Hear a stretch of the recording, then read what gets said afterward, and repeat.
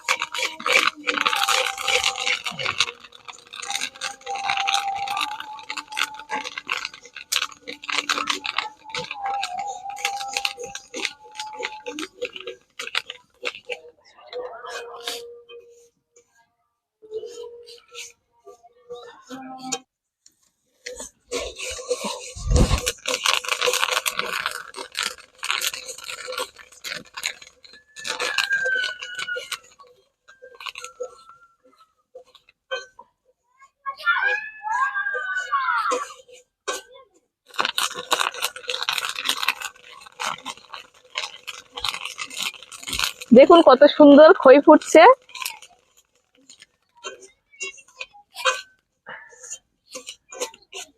আমি মুড়িও ভাজতে পারি, অন্য এক সময় দেখাবো।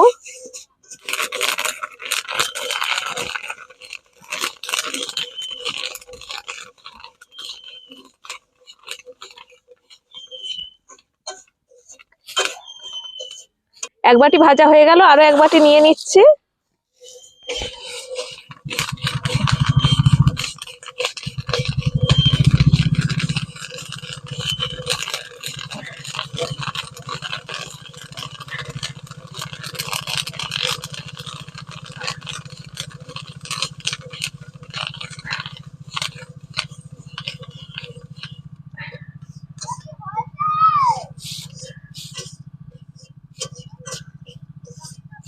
ভাজতে ভাজতে বালি কমে এসেছে, আর একটু বালি দিয়ে দিচ্ছি।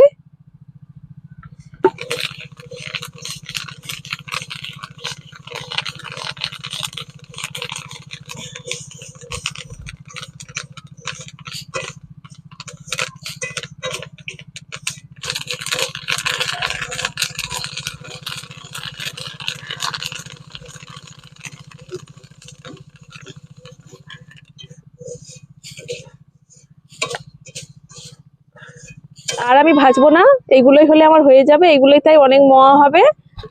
একটা খই চালা নিয়ে এসেছি, এই চালা দিয়ে চেলে নেব খইগুলো।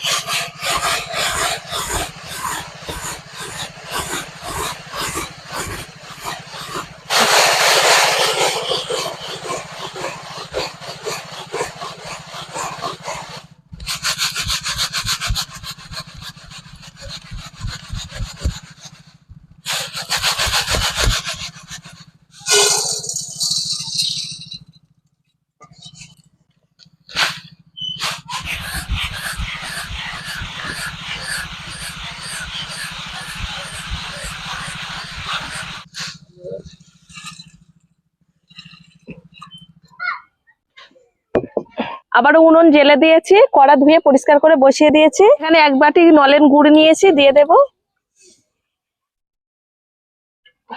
এক বাটি চিনি নিয়েছি, তাই এখানে 2 বাটি জল দিয়ে দেব।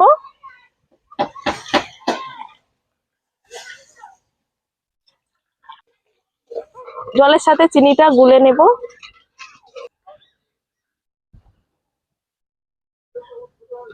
জল ফুটে গেছে, ঢেলে নেব কিছুটা।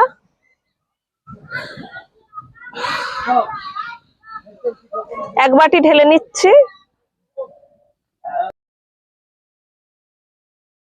গুড় জল ফুটিয়ে ঘন করে নিয়েছি, একটু তারের মতো হচ্ছে।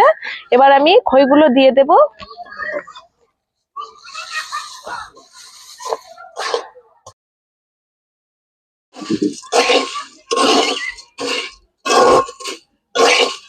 দেব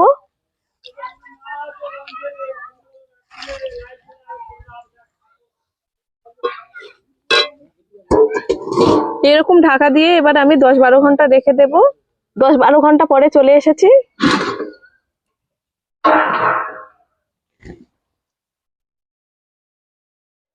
আবারও একটু গুড়ের জল দিয়ে দেব।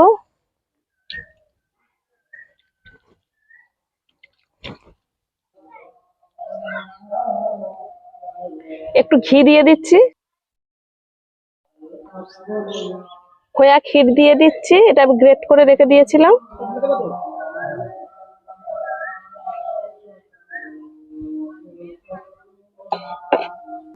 দিয়ে ভালো করে মাখিয়ে নেব।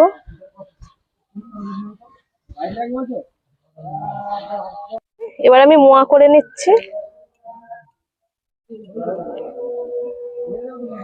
একটা হয়ে গেল।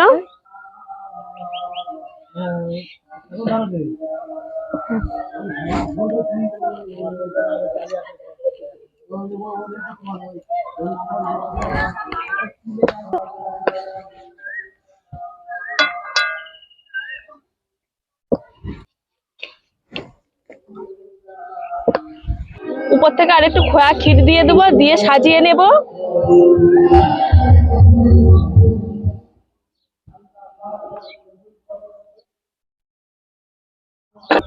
আর একটা করে কিশমিশ দিয়ে দিচ্ছি, দেখতে ভালো লাগবে।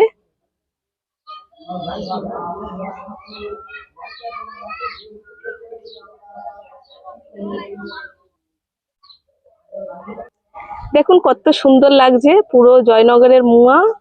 আর বাজার থেকে কিনে খেতে লাগবে না, এরকম ভাবে বানিয়ে নেবেন বাড়িতে। কত সহজে আমি বানিয়ে নিলাম। তা আমার রেসিপিটা তো দেখলেন, যদি ভালো লেগে থাকে প্লিজ বন্ধুরা আমার চ্যানেলকে সাবস্ক্রাইব করবেন, আমার পাশে থাকবেন।